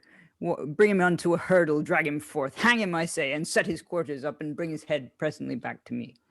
For my sake, sweet son, pity Mortimer. Madam, entreat not. I will rather die than sue for life unto a paltry boy. Hence with the traitor, with the murderer. Base fortune. Now I see that in thy wheel there is a point, to which when men aspire, they tumble headlong down. That point I touched, and seeing there was no place to mount up higher, why should I grieve at my declining fall? Farewell, fair queen, not for Mortimer, that scorns the world, and as a traveller goes to discover countries yet unknown. What, suffer you the traitor to delay? Exit the younger Mortimer with First Lord and some of the attendants. As thou receiveth thy life from me, spill not the blood of gentle Mortimer. This argues that you spilt my father's blood, else you would not entreat for Mortimer. I spill his blood? No! I, madam, you, for so the rumour runs. That rumour is untrue. For loving thee is this report raised on poor Isabel. I do not think her so unnatural. My lord, I fear it will prove too true. Mother, you are suspected for his death, and therefore we will commit you to the tower till further trial may be made thereof. If you be guilty, though I be your son, think not to find me slack or pitiful. Nay, to my death, for too long have I lived, when as my son thinks to abridge my days. Away with her! Her words enforce these tears, and I shall pity her if she speak again.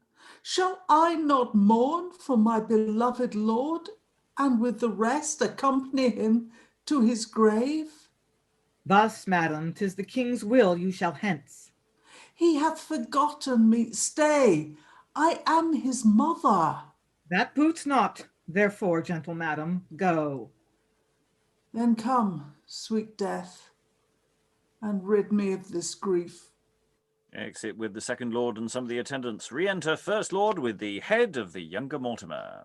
My lord, here is the head of Mortimer. Go fetch my father's hearse where it shall lie, and bring my funeral robes. And exeunt attendants. Accursed head, could I have ruled thee then as I do now, thou hadst not hatched this monstrous treachery.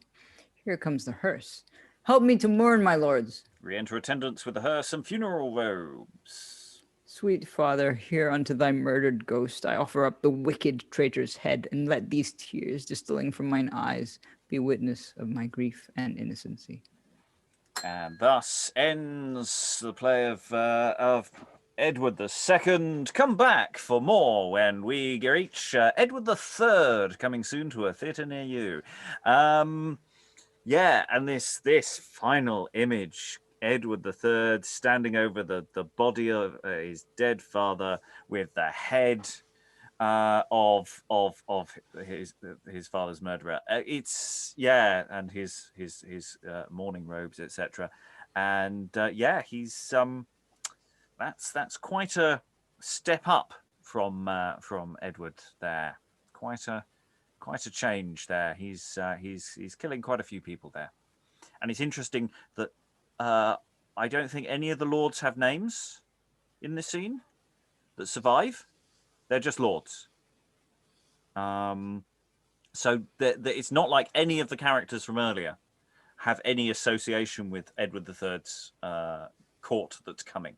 I don't know if that's a meaningful thing, but just, Edward III, the king who's coming next, who's, might be better than his father, might be worse, who knows, has a very much a literal clean slate here.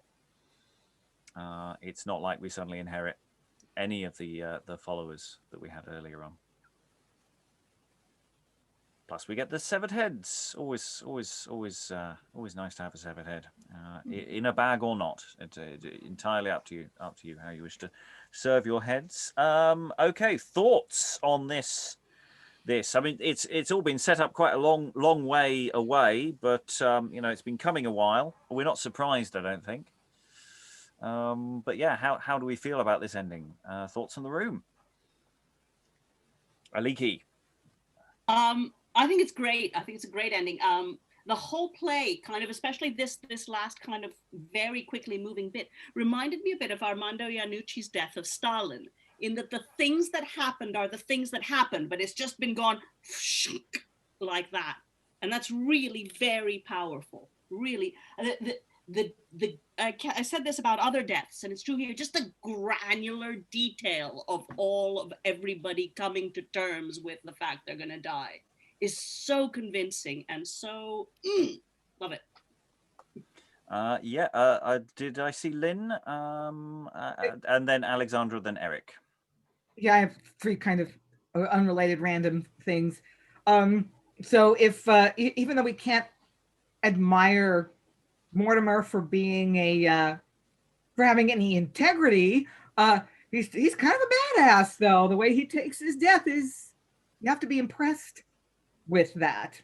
I also kind of wanted to respond to the observation that the lords that support the new king are anonymous, but they are part of the old aristocracy, you get the feeling. Isabel says he's in the council chamber now, basically pulling his faction together. So, lesson learned, Edward II could not get the barons on his side, and he couldn't rule without them. Edward III knows better. He needs to have a faction. He needs to have the nobility on his side. And just a random thing, going back to the previous scene, I just wanted to throw out there that the one time I saw this play in production, the actor playing Lightborn was the same man who had played Gaveston. They doubled those two roles, which was kind of weird and creepy. Yeah. Yeah, yeah. The idea that Edward is keying into the barons as opposed to his father. He couldn't really get people more on side unless he just walked on stage and said, "Shall we attack the French?" Which would be another way of suggesting it, and key into what might be coming next. Alexandra, then Eric. Yes, I just wanted to bounce off that thing that you mentioned about how we end on a very clear stage picture, and we end on the Child King being surrounded by anonymouses and dead bodies, whereas the previous king, we started with him surrounded by opponents and fighting for his to keep his favorite. So we've immediately got a contrast both in a visual sense and in terms of the factionalism. But there's something that happens in this scene or in between these scenes that needs answering in some way in production as to why people are actually listening to Edward's orders now, to little Edward's orders. Right? Because the last time we saw him, his mother and her lover were walking all over him. And suddenly, he gets the news that his father is dead. We hear that he is mourning and vowing revenge, and then we see him come on and take authority. And authority isn't taken, it is granted.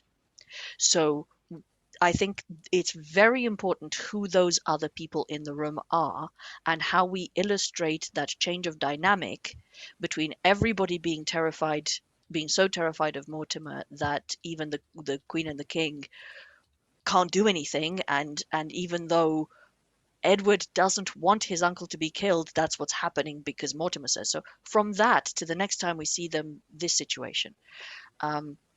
So yes, I think especially because it's the last scene and because it's the thing we are left with at the end, it's really important to somehow set that up. Well, we've got a lot of spare bodies, and if we available, actual people, in the sense that the last two scenes haven't actually used in terms of primary speaking roles, hasn't used that many people. So if we color coded, for example, in a production, the faction of Edward III, so that as the scenes are progressing, he just has slightly more people around him. And at the end, they're all on his side, whereas whatever color or clothing statement that Mortimer's got has diminished, then that might be a really powerful, again, unspoken images that are just there, reusing the body of the company, many of whom have become bodies in the process of the play. Eric, then Helen. I was just going to say that it's interesting how this ends with a funeral, and the only other plays that I can think of that end with a funeral are the one we did about Sulla and Thomas of Woodstock, I think, if I'm not mistaken. Which is like very, very different because like in Sulla, you've got this grandiose funeral described and stuff. And then this one is very like, I mean, he's just like, bring me my robes and I will mourn him. And yes, Alexandra's correcting me in the chat, but as in like, Woodstock does not end with a funeral, which is, I mean, I can't remember, but yeah, things have started to blur together. But the only one that I do remember is Sulla. And it's very interesting contrast. Yeah, I mean, the Wounds of Civil War definitely does end, and that's a play ending in this really interesting, questionable way as to what that final funeral means. I think the final funeral here is much clearer in its coding into what it's presenting, though there are lots of angles that can be played into it. Other thoughts? I'm not going to go final thoughts around the whole room, by the way. I'm just going to dance around because we don't really need to justify this play as a performable text because it is performed. It's on the outlier of our usual practice. So just interesting things. We'll just dance around. Helen. I'm going back to the factionalism. I think Mortimer sets it up.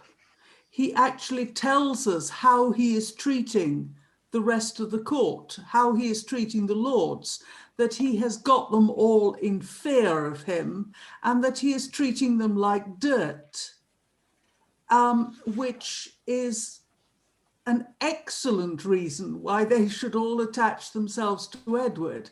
And I think that if he can be shown to be sneering at them, or dismissing them or treading on them in some way, then that gives a very good motivation for them to move over to Edward very, very quickly indeed.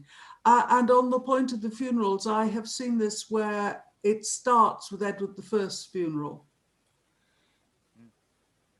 And if we take the Surviving Edward I play, the way that play ends is a very different universe to the kind of way this one does. And this is a son who's killing his mother as well. It's not just killing Mortimer, where you kind of go, yeah, that's sort of fine, but he's and he does cry for her. Or the suggestion is that take her away. I will be turned away from this.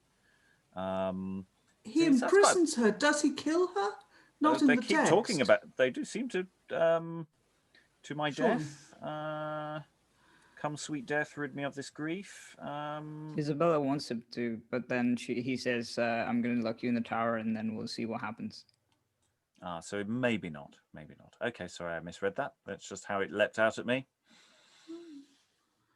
No reason why she shouldn't be a second head in a bag. A second bag. Yeah, but it's what do you do when it's your mother, as opposed to some bloke. And A nunnery.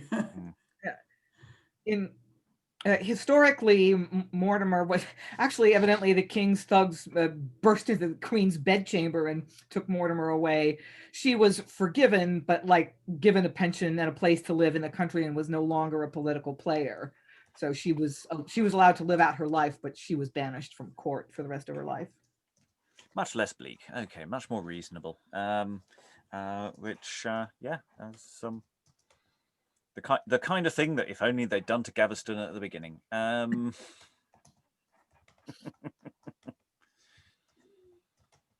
Other thoughts, Alexandra? I have a structural point which links into the stuff that we've talked about over the last couple of days, about how the whole, it's very dynamic. It's all hurtling forward.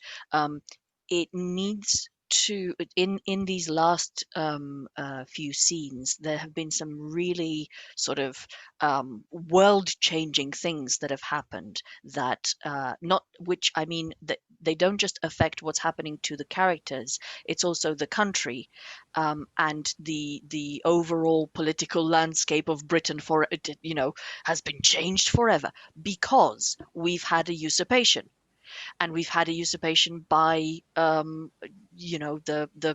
person's actual, or on behalf of that person's actual son, and then we've had to kill a king, and all of these things. The fact that historically those things were new and therefore major problems, because of the consequences, not just at the time, but of what, giving other people the idea that usurpation is okay and stuff. Because the text does not include that, I think these things need to be brought forward in how important the stakes are to the people that we see on stage, and also how new and surprising the occurrence of these events is, as contrasted to the way the same people behave and respond while Edward is king. So the idea that he's surrounded by these favorites and that people are jostling for power, it's very dynamic, but it's normal. And then normality starts to break down and be destroyed right up until we finish with, a 13-year-old surrounded by corpses. And I think that's a responsibility that we have what we would have as the people directing or performing this, because it isn't in the text and it isn't implied, and you shouldn't expect the audience to just understand that was historically important. Dan?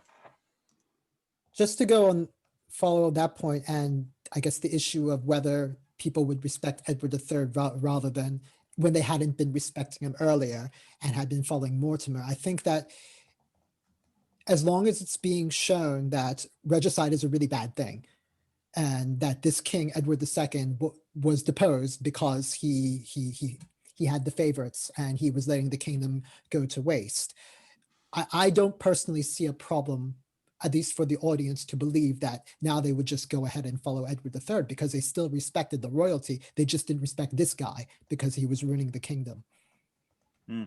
Yeah, because he was Edward III before his father was dead. I mean, that was right. The thing. He was deposed, and the death is to a degree incidental. Right. It needs to be punished, and it's actually a way of making a weird coming of age moment for him. But they're respecting the idea of monarchy and that they should be following that line. That hasn't changed. And also, he wasn't. I mean, I think historically he was around 15, 16, 17. Not really. I mean, not about that would 15. As I remember it. Yeah. So I mean, not. I mean, I think there is a crucial difference between somebody who's 9 or 10, versus a late teenager. I've been on Wikipedia. He was 18 when he overthrew. There you go. Yeah. Oh, right. That seems about right. That seems reasonable. 14 when crowned, 18 when he takes power. Yeah.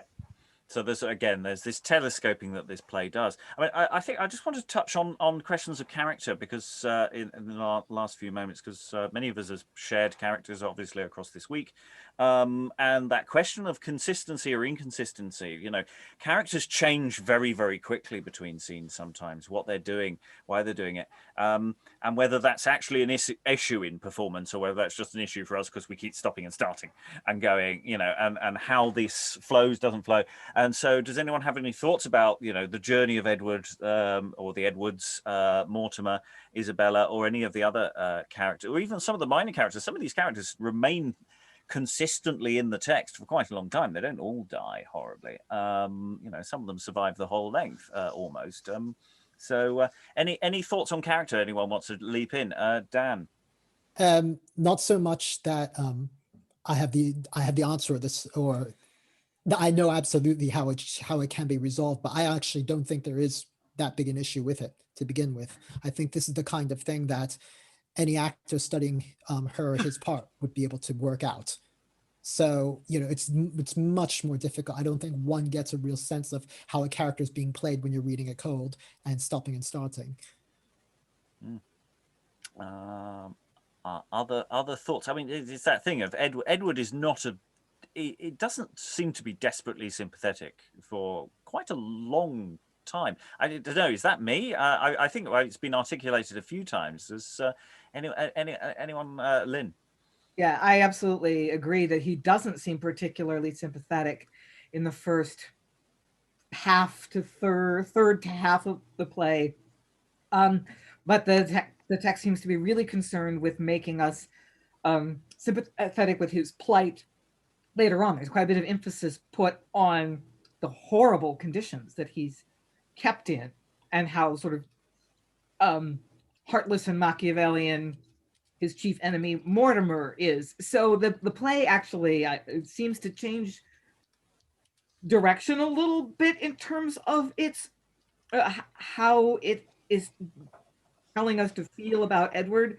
So there's nobody to admire really all the way through it, but yeah, it seems to work very hard in the last half to make us feel for him, even if we know he was a bad king. His suffering is emphasized quite a bit.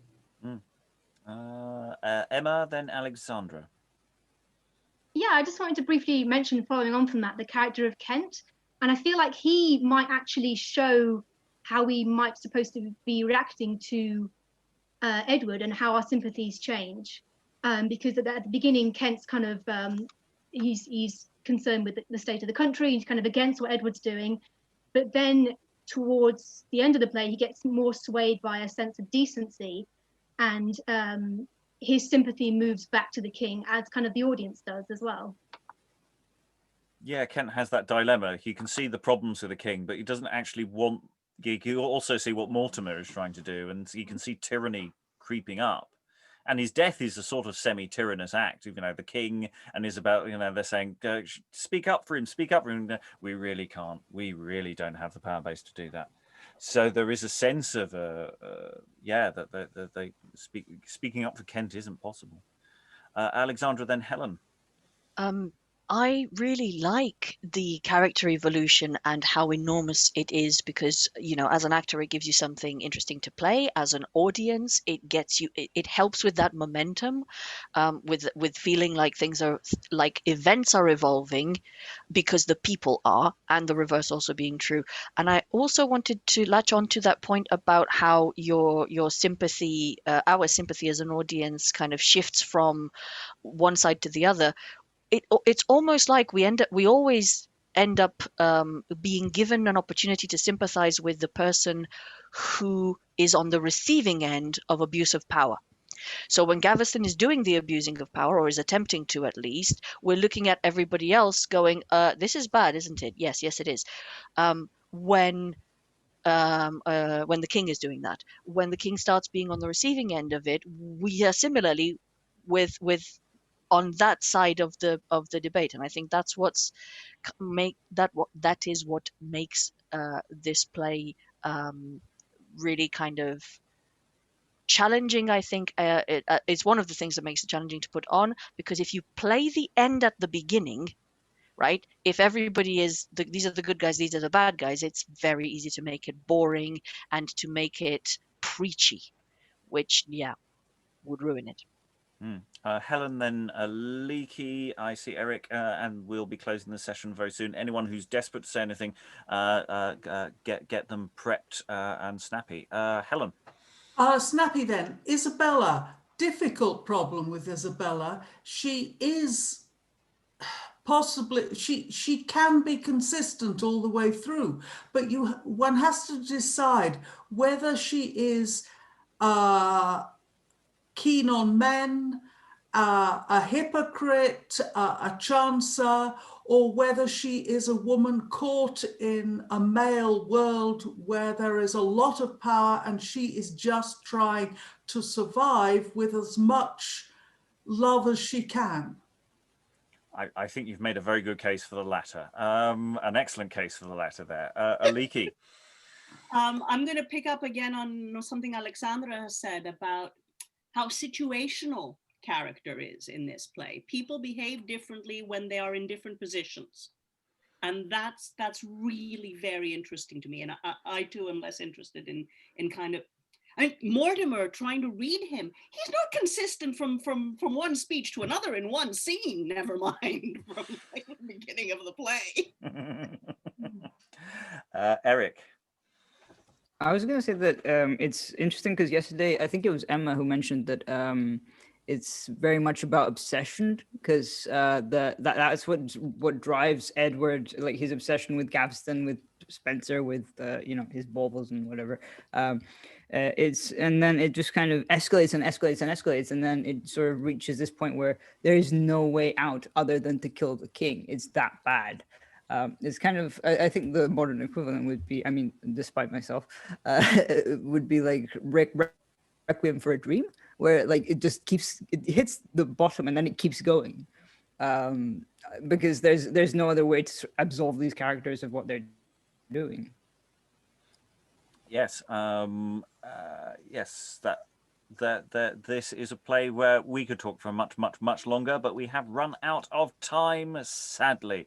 Edward II is available in various forms online. You can sort of Google it. There are versions that you can buy on DVD, and maybe available in other forms as well. I know there are audio versions that are available if you are on certain listening platforms and things, so you can find Edward II out there, and if you're lucky, you may even find one day in the future, when theatres open again, a production being produced, maybe even near you, or at least maybe within a 500-mile radius. Who knows? All that remains to thank everybody in this room for their comments, their thoughts, and trying to condense everything into a relatively short amount of time. And goodbye. Bye.